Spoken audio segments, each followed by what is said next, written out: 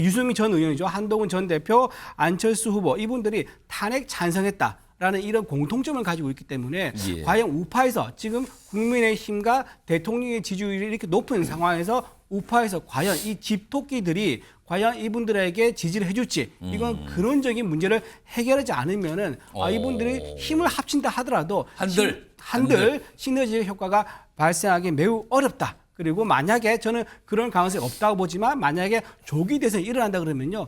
시대 정신은 연대다. 연대는 의미이기 때문에 연대에서는 이분들이 만약 연대가 아니라 전체를 아우르는 연대가 되어야 될 거다. 탄핵 찬성파 비명계 연대라고 할 수 있는데 여권에 그 인물 중에서 만약에 저 조기 대선 상황이 벌어져서 연대 나선다면 누가 더 그중에 누가 가장 경쟁력이 있다고 보십니까? 지금 사실 유승민 전 의원과 한동훈 전 대표 같은 경우는 당내 조직은 좀 약하죠. 예. 당내로부터 좀 비토를 당하고 있기 때문에. 근데 한동훈 전 대표는 이제 팬덤이 있지 않습니까? 그렇기 때문에 경선 과정에서 국민 투표나 국민 여론조사에 지지를 받을 수 있다는 장점을 갖고 있는 것 같고요. 안철수 의원 같은 경우는 뭐 또 장점이 있죠. 왜냐하면 제가 알기로는 김대중 대통령 이후로 한국 대통령 선거에 4번째 출마하는 분이 전 처음인 걸로 알고 있거든요. 4번이나. 예, 2012년부터 쭉 예, 출마를 하셨기 때문에 벌써 4번째입니다. 그 정도로 의원을 쭉 유지하면서 4번째나 도전할 수 있었던 본인만의 뭔가 캐릭터가 있기 때문에. 국민의힘 비명계 주자들이라고요? 비명계는 원래 민주당 비명계, 비이재명계인데 여기서 말하는 명은 명태균입니다. 명태균 리스크, 여기에서 자유로운 주자들. 그러니까 명태균 씨와 관련이 없는 대선 주자급 정치를 말하는 거예요. 누가 있습니까? 안철수 의원, 한동훈 전 대표, 유승민 전 의원. 이분들 지금 다들 대놓고 얘기는 안 하지만 조기 대선 열리면 아주 관심이 지대한 인물로 꼽히지 않습니까? 그리고요, 이분들 비명계, 여당판 비명계로 한묶음이 가능하고 동시에 또 보면 탄핵 찬성파로 통하는 인물들이에요. 윤석열 대통령 탄핵 찬성파. 교집합이 있군요. 2개나 지금. 그래서 비명계, 국민의힘 비명계라는 표현이 등장했습니다. 자, 그럼요. 이게 그냥 갑자기 나온 게 아니에요. 최근에 어떤 얘기들이 있었거든요. 목소리 들어보시죠. 저는 뭐 아직 그 한동훈 대표님을 한 번도 뵌 적은 없습니다. 뭐 그냥 행사장에서 조우를 한 말고는 서로 대화를 할 기회가 있으면 대화를 해보고 서로 또 나라와 또 우리 당이 제일 위기에 있으니까 그런 걸 뭐 위해서 협력할 일이 있는지 그런 거는 아마 추후에 열려 있는 가능성이라고 생각합니다. 안철수 의원과 한동훈 전 대표도 어찌 보면 그 바라보는 방향이 좀 비슷해 보이기도 하는데요. 유사점이 꽤 있습니다. 뭐 시대 교체, 뭐 국민 통합 이런 거는 뭐 한동훈 대표도 당연히 고민하고 있는 대목이고요. 예.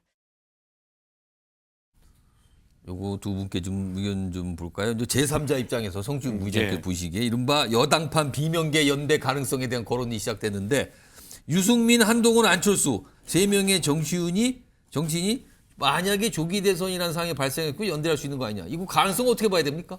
뭐 정치라는 것이 막 어제 저기 오늘의 동지가 되고 이런 것들을 너무 많이 봐왔기 때문에 저분들 충분히 손 잡을 수 있죠. 그리고 저는 지금 저분들뿐만 아니라 지금 비명계 김문수 장관도 지금 포함이 되는 건 아닙니까? 제가 생각할 때는 보수 진영의 후보는 이 명태균 게이트로부터 자유로워야 하고요. 그리고 또 한 가지는 비상계엄으로부터 자유로워야 합니다.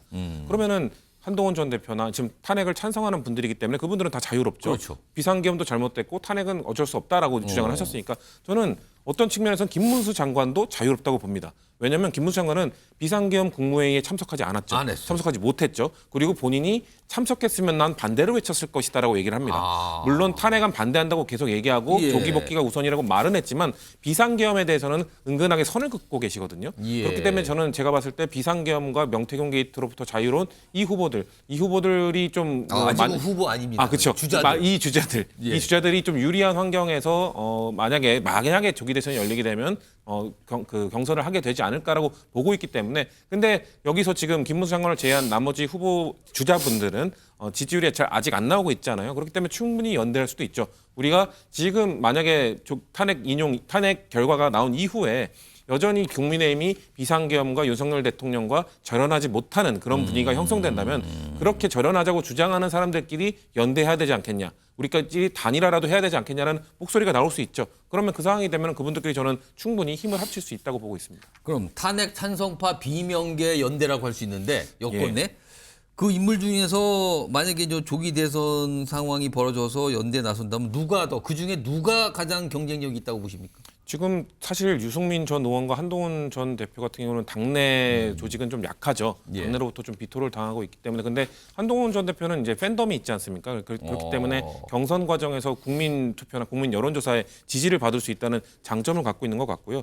안철수 의원 같은 경우는 뭐 또 장점이 있죠. 왜냐하면 제가 알기로는 김대중 대통령 이후로 한국 대통령 선거에 4번째 출마하는 분이 전 처음인 걸로 알고 있거든요. 4번이나. 예, 4번 2012년부터 쭉 예, 출마를 하셨기 때문에 벌써 4번째입니다. 그 정도로 의원을 쭉 유지하면서 4번째나 도전할 수 있었던 본인만의 뭔가 캐릭터가 있기 때문에 그런 장점들을 활용하면은 뭐 엎치락뒤치락하면서 제가 봤을 때 아직까지는 지지율이 크게 높은 분이 없기 때문에 누가 유리할 것이라고 예측하기는 어렵지만 제가 말씀드린 장점들을 누가 잘 살리고 2명, 특히 예. 2명이. 예, 유승민 전 의원은 당내 이 지지나 이런 것들이 제가 지금 봤을 때는 예, 객관적으로 예. 가장 낮아 보이는 상황입니다만 하지만 또 정치는 생물이니까 알 수는 없는 거죠. 하지만 그 결국 누가 단점을 보완하는 모습들을 보이느냐. 그래서 저는 한동훈 전 대표가 본인의 이런 자서전 내일 나온다는 거기에 뭐 이 윤석열 대통령의 이 비상 탄핵 찬성 과정에 대한 미안함도 표명하고 그런 것들이 다 단점 보완을 위한 다 행보라고 보고 있습니다.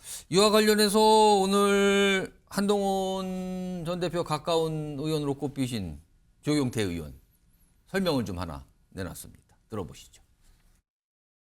우리 당의 후보 또는 이번 정권에서의 후보자는 사법 리스크가 없어야 되고 네. 그리고 비상계엄에 대해서 좀 자유로울 수 있는 인물이어야 되고요. 예. 또한 명태균 리스트에서도 자유로울 수 있는 후보가 유력하지 않을까 이런 생각을 저는 해봅니다. 뭐 한동훈 전 대표 이야기 하시는 거예요?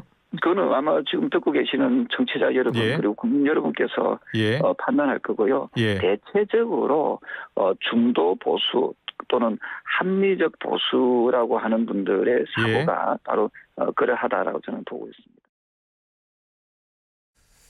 이준우 대변인, 여당판 비명계 연대 이 가능성 어떻게 판단하십니까? 아까 이 세 분 말씀하셨잖아요. 이 예. 세 분들이 교집합이 2개만 있는 게 아닙니다. 하나 더 있습니다. 뭡니까? 낮은 지지율도 교집합입니다. 이 세 분 다 낮은 지지율. 예, 그렇죠. 이분 세 분 다 지지율이 한 자릿수라고 좀 보통 나오는데요. 예. 정치에서는요. 1 더하기 1이 2가 아닙니다. 1 더하기 1이 10이 되기도 하고요. 1 더하기 1이 오히려 많아서 10이 되기도 하는 게 정치입니다. 예. 그리고 이거 가장 이제 단적으로 좀 제가 좀 말씀을 드리면 과거 김민석 의원 있지 않습니까? 예. 김민석 의원이 같은 자기 진영에서 배신자로 낙인 찍혔을 때 어떤 결과가 나왔는가 말씀드리면 본인은 그때 서울시장 출마한 적이 있었죠. 예. 그때 노무현 전 대통령이 김민석 의원을 도와줬었습니다. 하지만 나중에 노무현 후보가 대통령으로 나오니까 김민석 후보가 노무현을 도와주지 않고 정문주 후보를 도와줍니다. 예. 그러면서 김민세라는 별칭을 얻으면서 무려 18년 동안 정계를 떠나 있었습니다. 이런 식으로 정계에서 신의가 없는 정치를 한번 낙인 찍히지 않습니까? 회복되려면 20년 가까운 세월이 걸립니다. 지금 유승민 의원, 유승민 전 의원이죠. 한동훈 전 대표, 안철수 후보 이분들이 탄핵 찬성했다. 라는 이런 공통점을 가지고 있기 때문에 예. 과연 우파에서 지금 국민의힘과 대통령의 지지율이 이렇게 높은 상황에서 우파에서 과연 이 집토끼들이 과연 이분들에게 지지를 해줄지 이건 근원적인 문제를 해결하지 않으면은 이분들이 힘을 합친다 하더라도 한들 시너지 효과가 발생하기 매우 어렵다. 그리고 만약에 저는 그런 가능성이 없다고 보지만 만약에 조기 대선이 일어난다 그러면요 시대 정신은 연대다. 연대라는 의미이기 때문에 연대에서는 이분들이 만의 연대가 아니라 전체를 아우르는 연대가 되어야 될 거다. 그렇게 말씀드립니다. 이준우 대변인. 네. 이게 김문수 지지자라고 알려진 분이 그렇게 보이는 분이 그 SNS에 이걸 올렸어요. 그러면서 뭐 여러 가지 뭐 과거 얘기도 쓰고 그랬는데 여기 보면 지지자입니다. 김문수 장관 턱걸이 뭐 영차 그러면서 뭐 턱걸이 영상을 뭐 약간 의식적으로 올린 것 같단 말이에요. 이걸 보고 김문수 장관이 올해 74이에요. 그래서 혹시 나이 이런 거를 의식한 거 아니냐라는 시각이 하나 나왔고 동시에 이쯤 되면 이거 김문수 장관 쪽도 다 알고 있는 거 아니야? 이런 영상 공개된다는 거. 사실상 뭔가 이거 움직이고 있는 거 아니야? 또 이런 시각들인데 이거 어떻게 봐야 됩니까? 장관은요 행정부의 어떤 공무원이다 이게 단순히 볼 수 없죠. 장관이 별정직이기 때문에요. 예. 반쯤 정치인이기도 합니다. 정치인에게 가장 중요한 것은 건강입니다. 예. 정신적으로 건강하고 신체적으로 건강해야 되죠. 만약에 정신적으로 본인 우울증이 있다. 그러면 그거는 이제 정치인을 하면 좀 어렵겠죠. 어렵죠. 그리고 신체적으로도 저렇게 턱걸이를 한다거나 윗몸을 이렇게 한다거나 옛날에 이회창 이제 전 대통령 후보는 옛날에 바닥까지 엎드려서 손바닥에 닿는 모습까지 보여준 적도 있습니다. 이거 일부러 그거는 공개를 하는 거잖아요. 그런 그렇죠. 모습을. 공개를 해서 신체적 건강과 그다음에 정신적 건강까지 모두 다 걱정 우려가 없다 이런 것을 보여주는 거기 때문에 꼭 무슨 어떤 대설이나 이벤트를 의식해서 저런 걸 보여주는 건 아니고 정치인이라 그러면 평상시에 누구나 자기 SNS에서 자신 있는 부분들 다 그래 올리는 거거든요. 홍보하는 차원에서. 하필 지금 왜 공개가 됐을까요? 장관 되신 지 꽤 됐는데 왜 지금 공개되냐는 거죠, 지금. 평소에도 운동을 하셨을 것 같아요. 근데 의원이 지금 요즘에 뭐 최근에 찍힌 게 아니었을까요? 그러니까 저는 그렇게 지지율 이런 거 다 관련된 거 아니냐 이거죠, 지금 이게.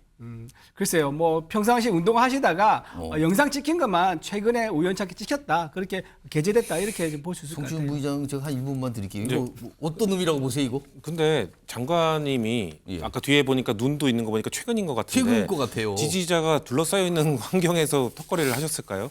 그러니까 저는 본인이 사실상 올리신 거랑 다름없다. 왜냐면은 지금 우리가 영상을 여러 개 봤듯이 평소에 턱걸이 했던 거 올리신 게 맞습니다. 많습니다. 그렇기 때문에 그런 것들을 고령 리스크 이거를 좀 떨치기 위해서 말씀하신 것처럼 전 사실상 조기 대선 모드에 들어가신 거다라고 보고 있고 근데 김문수 장관이 지금 털어야 되는 거는 고령 리스크가 아니라 전 건강하고 턱걸이 잘하신 거 매우 멋지다고 생각합니다만 극우 리스크를 털어야 됩니다. 본인이 야인일 때 정광훈 씨 집회에 나가서 그런 극우적 발언들을 했던 것, 정광훈 씨와 같이 행보를 했던 것 예. 사실상 그것들이 확장성에 한계를 주는 것이기 때문에 그것들을 어떻게 극복하실지 조기 대선을 나오고 싶으시다면 그걸 고민하시는 게 필요하다고 말씀드리고 싶습니다. 알겠습니다. 두 분이 완전히 다른 시각을 보여줬어요. 평소에 뭐 올릴 수 있는 거 아닙니까? 무슨 소리입니까? 지금 때가 때인데 약간 이겁니다.